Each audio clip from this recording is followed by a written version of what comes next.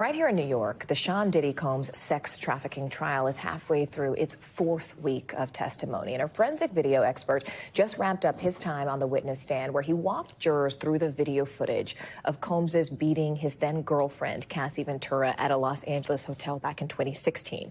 And he confirmed the authenticity of that disturbing footage. NBC News senior national correspondent Stephanie Gosk joins us with more. Stephanie, I feel like most of us have now seen that video of that 2016 event. Right. Combs eventually did not deny that it happened. So I guess my question is, why was a forensic expert even called in the first place? Well, the forensic expert was called because the defense is raising questions about the authenticity of the video. And why are they doing that? Because prosecution and investigators don't have every camera angle from that night. They have a few of them. They have 3 of them.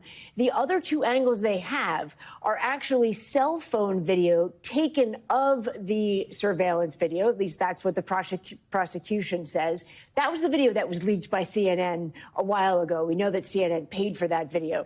So the defense is raising questions about the authenticity of the video in totality. And so that is why right now the prosecution has this expert on the stand and is going through step by step. But consider this as well. This is one of the most damning pieces of evidence that the prosecution has. They are spending hours going frame by frame, showing the jury this video over and over again. But to be clear, I mean, Combs did not deny that those events happened, right?